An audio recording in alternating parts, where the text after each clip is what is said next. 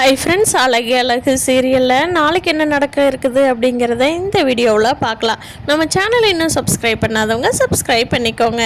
கோமதி அம்மா வந்தது யாருக்கு நல்லதோ இல்லையோ நம்ம மலரை காப்பாற்ற தான் வந்திருக்கிறாங்க. கோமதி அம்மாவோட கேரக்டர் யாருக்கெல்லாம் பிடிச்சிருக்கோ அவங்களாம் நம்ம வீடியோவை லைக் பண்ணிக்கோங்க. எல்லாருமே பீச்சுக்கு போயிட்டு வந்து டயர்டாக இருக்கிற நேரத்தில் கூட நம்ம மலர் சமையல் பண்ணு, அதை பண்ணு, சுடு தண்ணி வச்சு கொண்டு வா, காப்பி வச்சு கொண்டு வான்னு இந்த அம்மா பண்ணுற அட்டகாசம் தாங்க முடியல. இதை பார்த்துட்டு இருக்கிற கோமதி அம்மாவுக்கு வாயில் ஏதாவது பேசலான்னு வருது. ஆனால் நம்ம பேசினா பிரச்சனை ஆயிரும்னு எதுவுமே பேசாமல் இருக்காங்க. பாவம் அந்த அம்மா தான் ஏதாவது சொல்லி வாங்கி கட்டிக்கிட்டு அவங்க தான் என்ன பண்ணுவாங்க. மலருக்கு இந்த வீட்டை விட்டு வெளியில் போனால் மட்டும்தான் கொஞ்சம் திருப்தி. அதுவும் அவங்க மாமனார் மாமியார் மலர் கூடவே கூட்டிகிட்டு போயிட்டா அவ்வளோதான். அங்கே போயும் அவன் நிம்மதியாக இருக்கக்கூடாது, ஜாலியாக விளையாடக்கூடாது, பிடிச்சதை சாப்பிடக்கூடாது அப்படின்னு கங்கணம் கட்டிக்கிட்டே இருக்காங்க மலரை. எல்லோரும் வெளியில் சுற்றிட்டு வந்து நைட்டு டிஃபனுக்கும் மலர் தான் ரெடி பண்ணிகிட்ருக்காங்க. மதியம் அக்கா இருங்க நானும் வரேன்னு சொல்லிட்டு மதியம் மலரும் போய் ரெடி பண்ணுறாங்க. இவங்க கோமதி, அவங்க மருமக மீனா, ராஜி எல்லாருமே ஐயோ முடியலப்பா, செம்ம டயர்டாக இருக்குதே, இந்த மலரக்கா எப்படித்தான் இப்படி சமையல் பண்ணுறாங்களோ, எப்படித்தான் அவங்கள முன்னால் மட்டும் முடியுது, அவங்க எப்படித்தான் சமாளிக்கிறாங்க அத்தை. அத்தை பரவாயில்ல, உங்கள் காலை கொடுங்க அத்தை, நான் தொட்டு கும்பிட்டுக்கிறேன். எனக்கெல்லாம் இப்படி எங்கள் அத்தை மாதிரி மாமியார் வச்சுருந்ததுன்னா என் கதி அதோ கதி தான் அப்படிங்கிறாங்க மீனா. ராஜியும் ஆமாம் நம்ம அத்தை எவ்வளோ நல்லவங்க பார்த்தியா, அவங்களோட அருமை நமக்கு அங்கே இருக்கிறத விட இந்த வீட்டுக்கு வந்ததுக்கப்புறம் தான் தெரியுது அப்படிங்கிறாங்க. ஆமாம் ராஜி, நல்லா சொன்னப்போ அப்படின்னு சொல்லி ரெண்டு பேரும் அவங்க அத்தையோட பெருமையை பாராட்டிகிட்ருக்காங்க. வாங்கடி எல்லாம் போய் நம்ம மலருக்கு ஹெல்ப் பண்ணலாம், அந்த பிள்ளையும் பாவம் எத்தனை பேர்த்துக்கு தான் சமையல் பண்ணு அப்படின்னு சொல்லிட்டு எல்லாருமே கிச்சனுக்கு போகிறாங்க. கிச்சனுக்கு போகும்போதே ஏகதேசமாக கிட்டத்தட்ட மலரும் மதியம் எல்லா சமையலையும் முடிச்சு வச்சுட்டாங்க. அப்போ எல்லோரும் சரி வா கொஞ்ச நேரம் உட்காந்து ஃப்ரீயாக கதை பேசிகிட்டு இருக்கலாம், அதான் எல்லா வேலையும் முடிஞ்சதில்ல, வாமா ஃபேனை போட்டுட்டு போய் உட்காரலாம் அப்படின்னு சொல்லிட்டு எல்லோரும் ஹாலில் உட்காந்து இன்றைக்கி நடந்தது போனது வந்தது எல்லாம் பேசிகிட்டு இருக்காங்க. அப்போது மதி கேட்குறாங்க, ஆமாம் மீனா ஹஸ்பண்ட் ஓகே, ராஜியோட ஹஸ்பண்ட் எங்கே, அவங்க கல்யாணம் எல்லாம் எப்போ ஆச்சு, எல்லோரும் ஃபோட்டோக்கு இது இருந்ததுன்னா காட்டுங்க, இவங்க ரெண்டு பேர்த்தோட பேர் சூப்பராக இருக்குது, உங்கள் பேரையும் பார்த்துட்றோம், அவரை நாங்கள் பார்க்கவே இல்லை, நீ எப்போ வர்றீங்களோ என்னமோ தெரியல அப்படின்னு சொல்லி மலரும் மதியும் கேட்குறப்போ ராஜி இருந்துட்டு ஃபோட்டோ எடுத்து காட்டிகிட்ருக்காங்க. இதுதான் ஃபேமிலி ஃபோட்டோ, இதுதான் கல்யாணத்தப்போ ட்ரிப்பு போனப்போலாம் எடுத்த ஃபோட்டோ அப்படின்னு. அப்போது மலர் அதை பார்த்துட்டு எல்லோரும் எவ்வளோ ஜாலியாக ஒன்றா இருக்கீங்கள அப்படின்னு சொல்லிகிட்டு இருக்காங்க. அப்போ சுரேஷ் வேலை முடிச்சுட்டு வீட்டுக்கு வந்துட்டுருக்காரு. வந்ததும் மீனா பார்த்துட்டு என்ன கல்யாணத்து ஃபோட்டோலாம் காட்டிகிட்ருக்குறியா அப்படிங்கிறாங்க. இல்லைத்தான், நம்ம ராஜியோட கல்யாணத்தப்போ நடந்ததில்ல அதையெல்லாம் பார்த்துட்ருக்குறோம் அப்படிங்கிறாங்க. எங்கே காட்டு, நானும் ராஜி கல்யாணத்துக்கு அன்றைக்கி டியூட்டி இருக்குதுன்னு வர முடியல, எங்கே காட்டுங்க பார்க்குறேன் அப்படின்னு சொல்லி சுரேஷும் வாங்கி பார்க்குறாங்க. பார்த்ததுக்கப்புறம் அவர் முகம் மாறுது.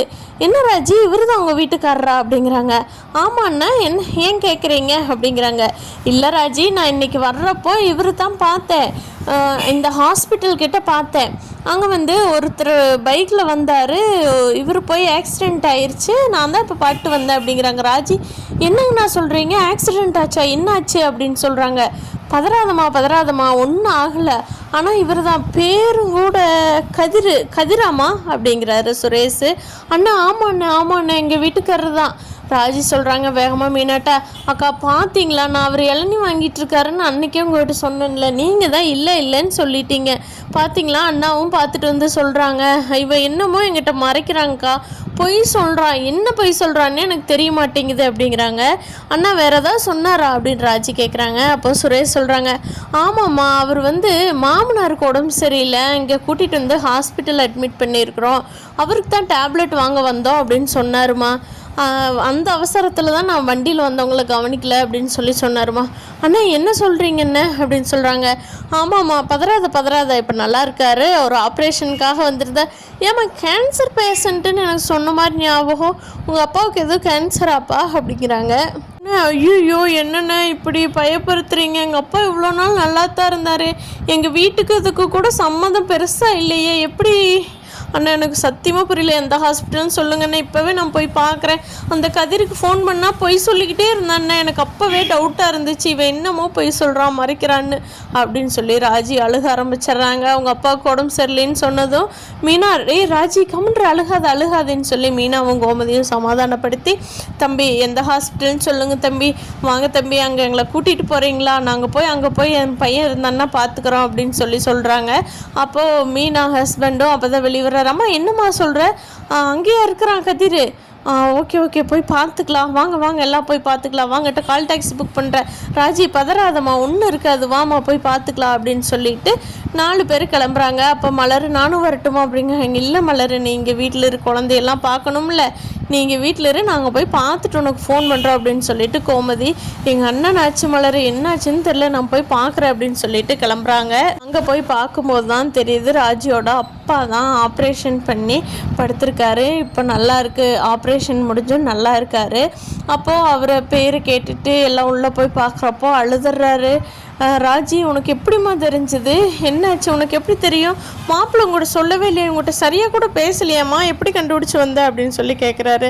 அப்பா என்னப்பா ஆச்சு உங்களுக்கு, என்னப்பா அப்படிங்கிறாங்க. ஒன்றும் இல்லைம்மா, கேன்சர் எனக்கு கன்ஃபார்ம் ஆயிடுச்சுன்னாங்க, ஆப்ரேஷன் இங்கே சென்னையில் தான் பண்ண முடியும்னு சொன்னாங்கம்மா, அதனால தான் மாப்பிள்ளை பொய் சொல்லிவிட்டு வாடகைக்கு போயிருக்கேன்னு சொல்லிவிட்டு என் கூடவே வந்திருக்காருமா, இப்போ தம்மா ஆப்ரேஷன் பண்ணி முடிஞ்சு நான் நல்லா இருக்கேன்மா, இதுக்கெல்லாம் காரணம் மாப்பிள்ளை தாம்மா, இன்னும் கொஞ்ச நாள் விட்டுருந்தா கூட என்னை உயிரோடு பார்க்க முடியுமான்னு தெரியல, நான் இப்படி தப்பிச்சு பொழைச்சதுக்கு நன்றி சொல்லணும்னு நான் மாப்பிள்ளைக்கு தம்மா சொல்லணும் அப்படின்னு சொல்லி அவங்க அப்பா ராஜி பார்த்துட்டு புலம்புறாரு. அப்பா இப்போ ஒன்றும் பிரச்சனை இல்லையா அப்படிங்கிறாங்க. அப்போ உள்ளே வந்துடுறாங்க. ராஜியோட ஹஸ்பண்டு ராஜி பார்த்துட்டு, ராஜி எப்படி வந்த, உனக்கு எப்படி தெரியும், உங்கள் அப்பா ஃபோன் பண்ணாரா அப்படின்னு சொல்லி ஆச்சரியமாக கேட்குறாரு. என்னடா என்கிட்ட இத்தனை போய் நீ சொன்ன, எப்போவுமே சொல்ல மாட்டேன், இப்படி சொல்லும்போதே நான் புலம்பிகிட்டே இருந்த தெரியுமாடா, மீனாக்காவை கேட்டு பாருடா. சரி ராஜி, உங்கள் அப்பா தான் யாருக்கிட்டையும் சொல்ல வேண்டாம், ஆப்ரேஷன் முடிஞ்சு ஊருக்கு போகிறப்போ எல்லார்த்தையும் கூப்பிட்டு நானே பேசிக்கிறேன்னு சொன்னார், இப்போதைக்கு யாருக்கு தெரிய வேண்டான்னு சொன்னார் ராஜி, அதனால தான் சொல்லலை அப்படிங்கிறாங்க. ஏன்டா இப்படி பண்ணுவேன், எங்கள் அப்பாவுக்கு ஏதாவது ஒன்று ஆயிருந்தா என்னடா பண்ணுறது அப்படிங்கிறாங்க. இல்லை ராஜி இப்போ நல்லா இருக்கார், நீயே பாரு அப்படின்னு சொல்கிறாங்க. ஹாஸ்பிட்டலில் அதிகமாக யாரும் தங்கக்கூடாது அப்படிங்கிறதுனால கோமதி கிளம்பி வீட்டுக்கு வந்துடுறாங்க. வீட்டுக்கு வந்து இருக்கிறப்போ எல்லோரும் சாப்பிட்டு உட்காந்துருக்கிறப்போ, என்னங்க எல்லாம் நல்லா இருக்காங்களா அப்படின்னு சொல்லி மலர் மாமனார் கேட்குறாங்க. நல்லா இருக்காருங்க, ஆப்ரேஷன் முடிஞ்சதுங்க, இந்த பையன் வெளியில் சொல்லவே கூடாது அப்படின்னு சொல்லிட்டு சொல்லாமல் விட்டுட்டாங்க, அதனால தாங்க தெரியாமல் போயிடுச்சு, கடவுள் புண்ணியத்தில் இப்போ நல்லா இருக்காருங்க அப்படின்னு சொல்கிறாங்க. அப்போது இவங்க வீட்டில் இருக்கிறாங்கள, நாளைக்கு கோயிலுக்கு போகலாம் அப்படின்னு சொல்லி பிளான் பண்ணிகிட்டு இருக்காங்க. நம்ம சுரேஷோட இதுக்கு கும்பிட்டது நாளைக்கு தான், எல்லாத்துக்கும் லீவ் ஆச்சு, சண்டே தான் நான் போயிட்டு வரலாம் அப்படின்னு சொல்லி பிளான் பண்ணுறாங்க. அப்போ எல்லாத்துக்குமே ஓகே தான், சுரேஷ்க்கு ஓகே, பாக்யராஜ் மலர்மதி எல்லாருமே ஓகே. ஆமாம், மதியோட அம்மா அப்பா ஃபோன் பண்ணி வர சொல்லலாம்ப்பா அப்படின்னு சொல்லி மதியோட மாமியார் சொல்கிறாங்க. அப்போது அவங்க வரலாம், கூட்டிகிட்டு போகணுமா அப்படின்னு சொல்லி மதி கேட்குறாங்க.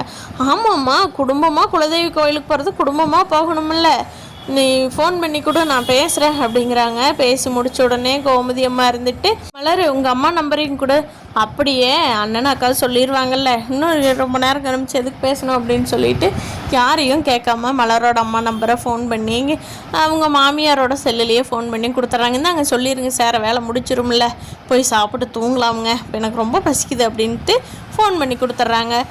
கோமதி அம்மா நான் அந்த சம்மந்தி மதிக்கிறதே இல்லை அப்படின்னு சொல்ல முடியாது இல்லையா. மலரோட மாமியார், நாளைக்கு குலதெய்வ கோயிலுக்கு போகிறோங்க, நீங்களும் தம்பியும் வந்துடுங்க, நேரமே வந்துடுங்க, எத்தனை மணிக்கு வந்துடுங்க அப்படின்னு சொல்லிடுறாங்க. அந்த அம்மாவுக்கு ஒரே ஆச்சரியம், கண்டிப்பாக வந்துடுறாங்க சம்மந்தி அப்படின்றாங்க.